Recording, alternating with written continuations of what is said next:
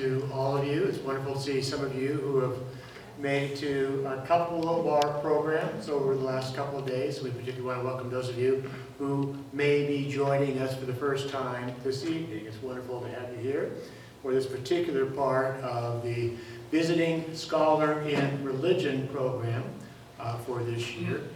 My name is Kent Winters Hazelton. For a number of years, I was the pastor of First Presbyterian Church here in town until I retired a few years ago. But over the last 10, 12 years or so, I've had the honor of sort of coordinating the program with a number of speakers we've had.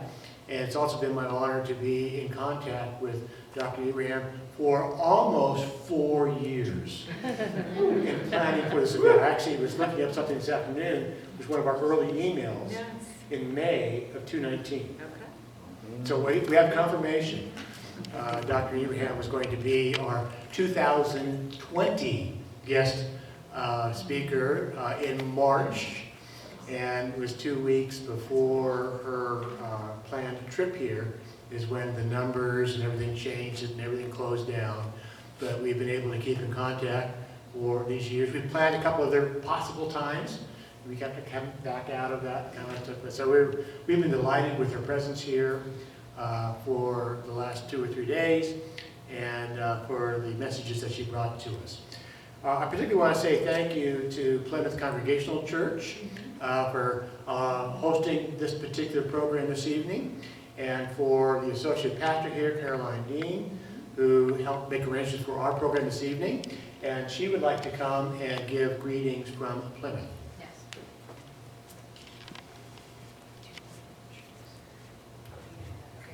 I've got one. Welcome. We're glad that you're here. I think the most important information is where the bathroom is. It's critical for any new facility. So there's a restroom to the right, a women's room, an all-gender bathroom to the left. That's a single bathroom. And then there's also some up the stairs if you need one in a pinch. Welcome. Plymouth is grateful to be a part of this community and of this beautiful effort to welcome folks from all over. And it's our honor to have you tonight. So we are a congregational church, a historic church. You can check out all the things about us online. But we're so glad to have you. We say in our community, no matter who you are or where you are on life's journey, you are welcome here. So welcome. Thank you. Thank you. Before we introduce our speaker, I do want to take care of a couple of announcements for us. One of the things that I want you to notice in the flyer that's there on the seat are the various sponsors of this program, both the 2 universities here in Lawrence, as well as an interfaith coalition of folk who helped plan this program and have been part of the planning team for the last several years. So please take a note of that. I also want to say thank you to the Lawrence Times for actually putting a notice in their publications about our event. But to encourage you, if you like our program this evening or one of our previous programs, to send a nice friendly note to the journal World. We've been trying for years to get the journal World to pay attention to our events, and they continually do not do so. And this particular year, I kept trying to say to them, you know, there's nobody in Lawrence that has the coalition that we have, both the academic field as well as the public, and the community of faith, and a interfaith approach to faith as well. Nobody does that in Lawrence. And I can't imagine why they don't want to pick up the story. So I encourage you to just drop a line saying, gosh, you missed something, to do that. I also want to take time to thank the members of our planning committee who have been working specifically for this program for the last couple of years, but some of them have been part of the planning committee for much longer than that. The first person to thank is Thad Holcomb, who is the retired campus minister at the Academic Campus Ministry, and always a source of good trouble here in Lawrence, to use John Lewis's phrase. Carolyn Dean, who has been part of our planning committee as well. Eric Anderson, who is a professor and the director of the Indigenous Studies program at Haskell Indian Nations University, has been part of our program for the last 5 or 6 years ago. Sam Brody, the associate professor of religious studies at KU, has joined us this year.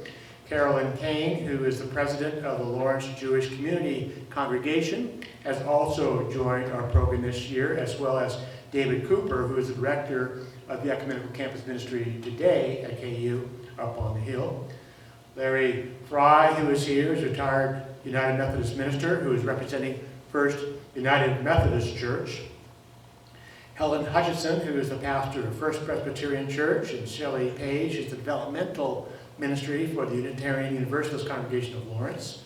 Matt Sturdivant, who is the pastor of First Baptist Church, has been part of our program for probably 10 years now, right?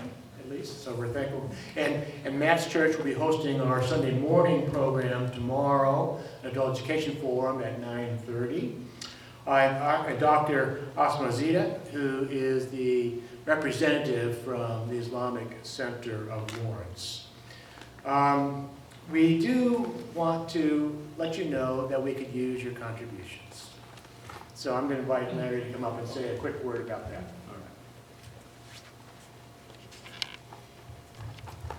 We've enjoyed, first of all, the book, One Nation, Indivisible, that's on the book table, and we invite you to take a look at some of those books.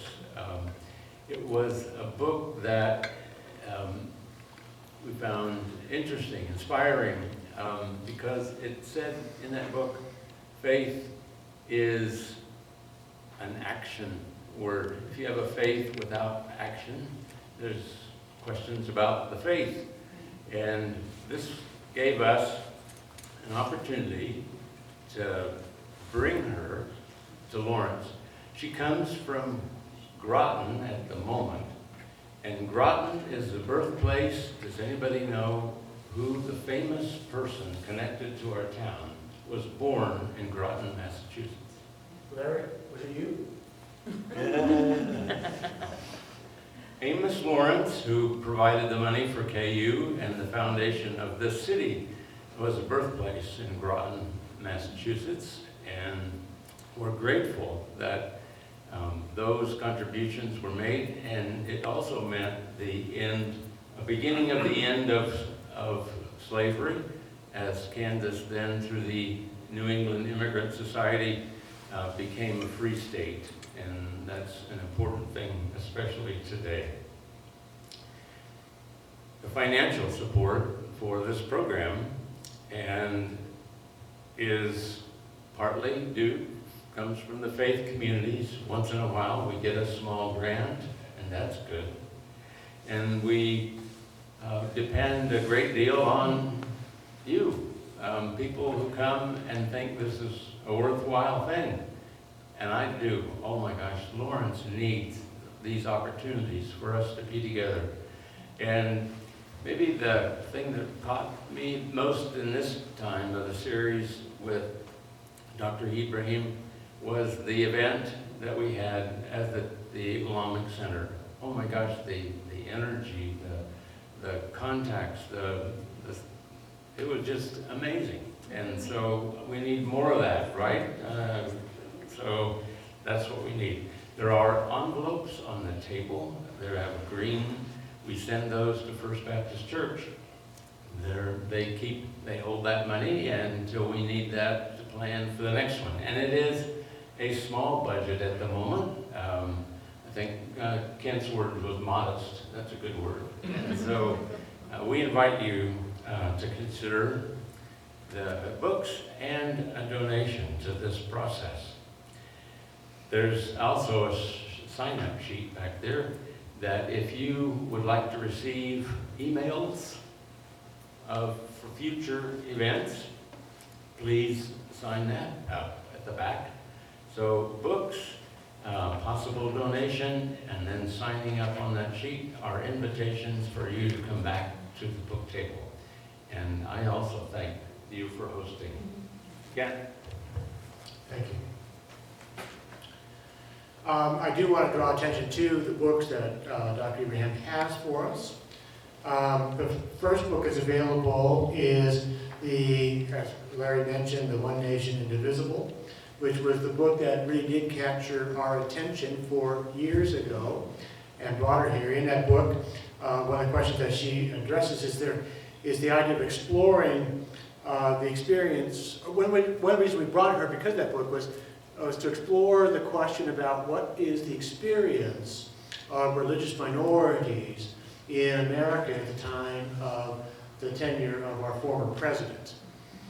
Now, fortunately, things have changed a little bit, and in that time, since she was first contacted with us, she has now produced a new book, Women and Gender in the Qur'an, published by Oxford University Press in 2020, which I learned today was a portion of her dissertation at Brandeis University, built in the book. A newer book that she has is Islam and Monotheism, published by Cambridge University Press in 2020. We can sell some of these books this evening with cash or a check. If you want to do a credit card, you have to actually get her Venmo account on her cell phone, which she has done for a few folks. She will be around this evening to sign books if you'd like to do that. As members of our Visiting Scholar Religion program, we are most thankful for the presence in our community of Dr. Abraham this past few days.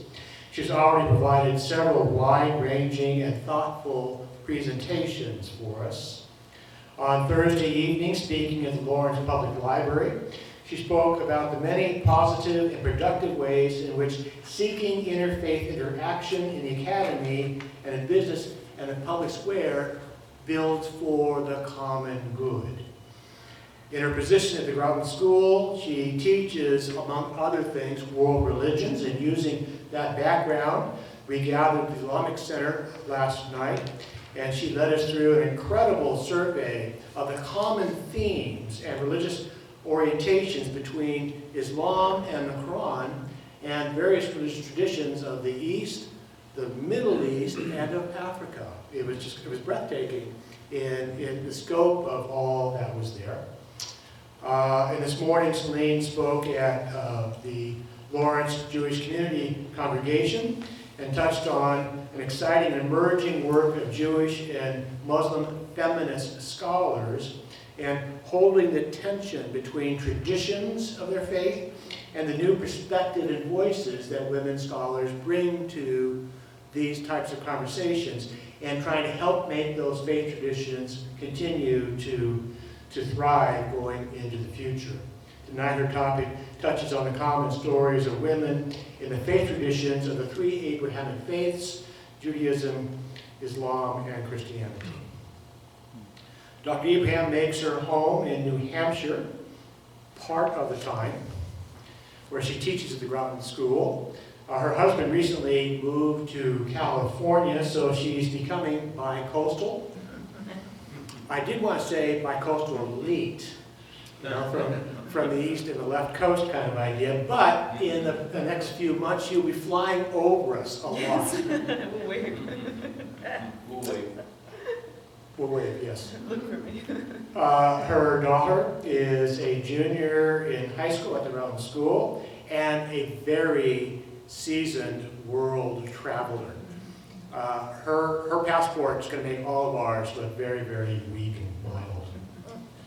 Dr. Abraham received her undergraduate degree from Princeton, a Master's of Divinity degree from Harvard, and her doctorate in Arabic and Islamic civilizations and women and gender studies from Brandeis University. It is with a great honor that the Visiting Scholar Religion Program present to you Dr. Celine Abraham. Thank you.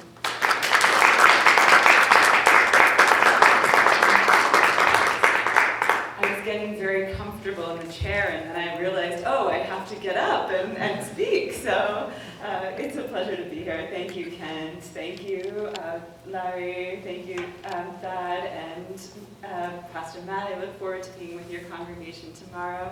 And Pastor Dean, thank you all to this congregation, those of you who are members here for hosting me. And thank you especially to those of you who have now showed up at more than one event. I think I recognize almost everybody here, so that's wonderful. And a final thank you to our astrophysicist, or nuclear physicist, videographer, Dr. Nobu. So thank you too for doing that very important service for the congregations. So this particular presentation is part of the Women and Gender work, and I'm going to take you through some of my favorite figures in the Qur'an. And I know that these figures will resonate because the names are directly out of the Hebrew Bible tradition and in later cases out of the Christian Testament tradition. So I just before we begin, I did want to give a land acknowledgement to the Kansa and the Osage peoples and all of the tribes that have since stewarded this land. And once again, thank you to the visiting program in religion. I understand I'm up against a basketball game tonight, so we know that religion has a hard time winning out against sports and beer and whatever else goes on in Kansas when your teams are playing. So when I started this project, I really came to it from an angle, both an intellectual angle and a spiritual angle. And I wanted to know when I approached the Qur'an, to what extent is there gender egalitarianism in the Holy Scripture of Muslims? So I came across different ways of answering that question. And of course there's a verse that, one of the verses that I kind of refer to now is the equal opportunity verse, which goes something like this in translation: for submitting men and women, for believing men and women, for devout men and women, for truthful men and women, for preserving men and women, for humble men and women, for charitable men and women, for fasting men and women, for chaste men and women, for men and women who remember God, for them God has prepared forgiveness and a great reward. And the backstory of this verse is fascinating because the backstory was attributed to how this verse is responding to the needs of the community, as many Quranic verses do, is that a woman came to the Prophet Muhammad, a woman who's very close to him, one of his, we could say, disciples, women among his disciples, and said, what does the Qur'an have to say about women, essentially? And so this verse is in response. And we see even in the Arabic, it's so very emphatic. And all throughout the Qur'an, there is no doubt that women and men are given equal spiritual rewards, spiritual opportunity, etc. Men and women are similarly have almost equal opportunities to participate in ritual, to study, etc. from a Quranic worldview. Now, the other place that I found an interesting egalitarianism, we could say, is that the root for the word mother and the root for the word father occur in almost exactly the same number throughout the 6,600 and so verses of the Qur'an. So if you can just imagine the likelihood that that would be the case, I mean, Muslims could hardly say, well, that's a coincidence, given that we believe that the Qur'an is the word of God, each and every word of it. So this is a kind of neat, we could say, a discovery that modern technologies have made possible, because I don't know any contemporary or any classical scholar who was counting the number of times these roots appear, but here in the contemporary period we have new tools for accessing the Qur'an and new ways of studying the Qur'an. So I'm very much, all that said, I'm in a tradition, as those of you who have heard me speak before, of an academic tradition of Quranic studies and also in this devotional paradigm. And so when I see something like this numeric equality, I can, it suggests, it could be indicative, as we would say in the academy, of other ways of thinking about egalitarianism. So other verses in the Qur'an that I like to point towards. This verse, I pulled the one with the little hearts off of Valentine. It says in Arabic, those are actual Arabic letters, just converted into hearts, and it says, it's from a verse about loving affection between spouses. So on Islamic marriage certificates, this is typically the verse that's inscribed across the top in beautiful calligraphy. And in many instances of the Qur'an, there's this emphasis on these complementary pairs that are, in essence, the biological means through which humankind reproduces. So there's a sign in looking at this beautiful complementarity, which for many feminists looking at the Qur'an means not a hierarchy, a true complementarity. So among God's signs, and God in the Islamic tradition is not referred to as father or with he in an embodied sense. These are purely linguistic pronouns. So almost all from among God's signs are that God created mates from you, from among yourselves, that you might find rest in them. And he established affection and mercy between you. Now I put this verse up with this particular English translation because so many times I open up the Quran and it says, he created mates for you from among the women that you might find rest in them. Okay, and you see how one translation, when it takes it from kind of a male gaze, thinking about a woman as the mate, but actually, I pointed this out in the Arabic here. This pronoun here, although it's the feminine pronoun, it's actually the word nefs that it refers back to. This created the nefs, like this individual, we could say. And the nefs, it just happens, also has a female pronoun. So it's very easy in places in the Quran to read verses kind of through a masculine lens.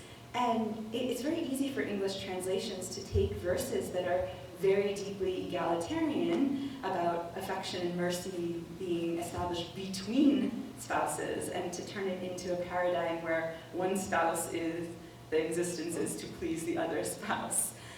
And so these are the types of interventions I make as a feminist commentator on the text, from that particular lens. And the grammar is a bit complicated, but there's lots of reasons to prove why this particular pronoun is best interpreted as referring to the individual and not a specific feminine being. Other verses in the Quran, we have an emphatic endorsement of the role of mothers in society. So from this single soul, and again I've translated from the soul made from her mate, so from this original primal soul that from which all life, human life is derived, the Quran makes all of the species. And so it says, God creates in your mother's abdomen creation after creation, meaning the stages of the development of the fetus, in threefold darkness. So think about the womb, right? That you have the abdomen, then the womb, then the placenta. And so the young child, the developing child, the fetus is in these concentric darknesses. So the